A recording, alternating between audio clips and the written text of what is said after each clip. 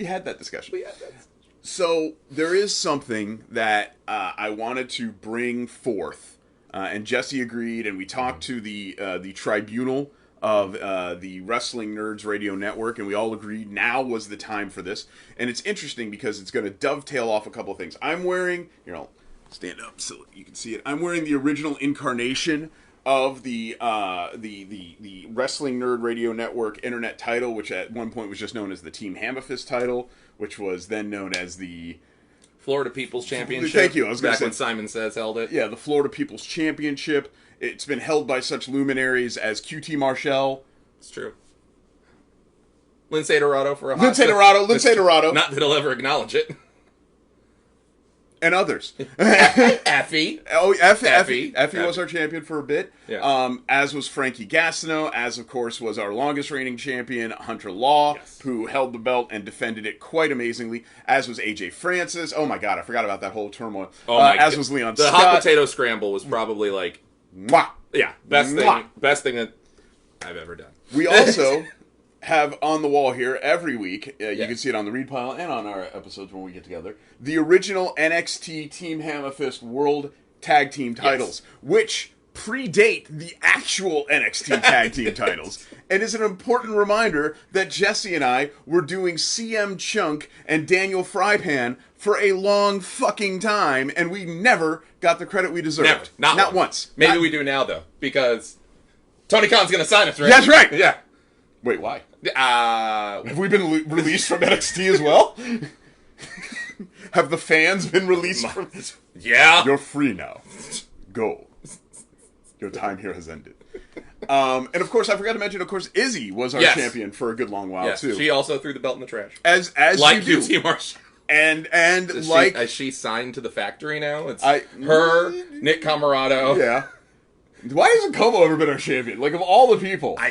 We got to put it on Jason. He got now he's too busy to be our champion. Won't fucking retweet us anymore. Very proud of that fact. Very proud that he won't. What a weird, cyclical world. Small world of fucking pro wrestling. Nick Camarado is in a stable on TNT with a guy who threw our belt in the trash. Yes. And I did tell him once backstage at a vintage show, I was like, it's the best thing that's ever happened to that belt. It's true. Yeah. It's true. So, Nick Camarado, who we literally groomed... bad choice of words. Who we literally helped... who literally helped create his promo style by e-fetting with us. We've known him since he was like 14. Right. Who then sought us out to get our approval. He was a monster then too, probably. Get our approval. Yeah. And then help us push him. And now that he is bigger than us... will not acknowledge us. And you know what I say? That's great. Yes. I'm actually happy. I absolutely love it. I'm very happy about it. I love it when people get too big time for us. It's true. Baron Corbin refuses to talk to me anymore. Just refuses. But to his credit... he's so sad on SmackDown. When you're a friend of mine, you do get fired from the WWE. It's happened all but one time. So... Wait, who's the one? I can't say his name. Oh, he might get smoted. Oh, yeah. So I just refrain. Refrain. Oh, yeah. You're like, oh, yeah, I'm friends with Grand Metalik. Oh, yeah. And then there's all of a sudden your phone just... This is why Lindsay Dorado doesn't acknowledge us. That's right. But, yes, all of those people have held the belt. Yes. And in all of the incarnations of the belt was originally purchased as something of a joke. Yeah. It then was handed, literally, we got on our hands and knees and handed Snow, the original Killing Machine himself, the title. And then the belt kind of took on a life of its own for a very long time.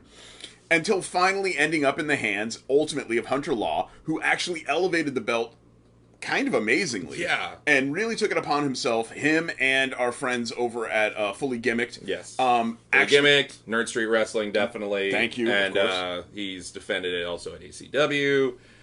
He's defended it, and, he's defended it outside of Florida. He defended it all over the continental U.S. as much as possible, much to our personal amazement and joy, before ultimately ending his run at like 600 some odd days against his fellow OAO member, Troy Hollywood. If it was the Intercontinental title, he would have been the longest reigning Intercontinental champion of all time. Yes, so much love to Hunter Law. Yeah. It is then a little sad that we have to announce at this point that belt, the Red and Black Attack, is no more. It has died. It's run its course.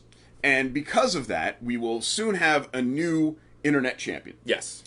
This does not mean that Troy Hollywood's title reign does not exist or anything like that. It simply ended much in a less tragic version of how they ended the red belt on TNT. Of course, with the unexpected passing of Brody Lee. Yeah. So that incarnation of the belt has ended.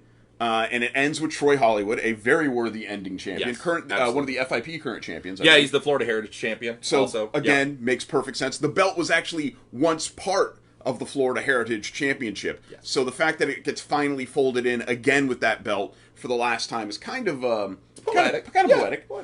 But it leads us to the biggest announcement that we could possibly make on this episode 150. Before we even crack open our drinks and taste test them, we have massive news. Jesse Long has commissioned and obtained the new Wrestling Nerds Radio Network Internet Championship. Oh, it was upside down. It's okay.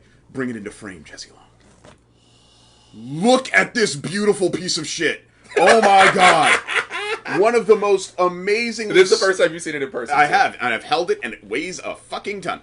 And I want to zoom in on it. It is gorgeous. The money that you paid a small man in a different country to make this is certainly worth it.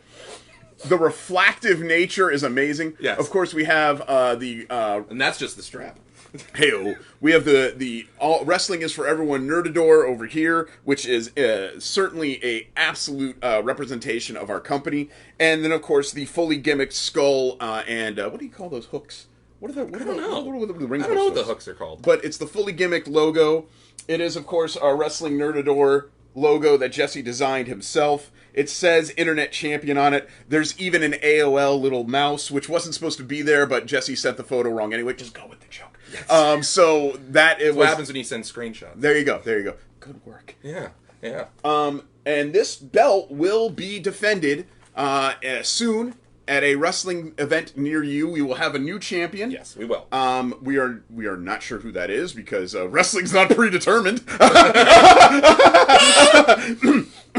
But this, along with the Midwest Internet Champion... Cyberspace, pardon me. Thank you.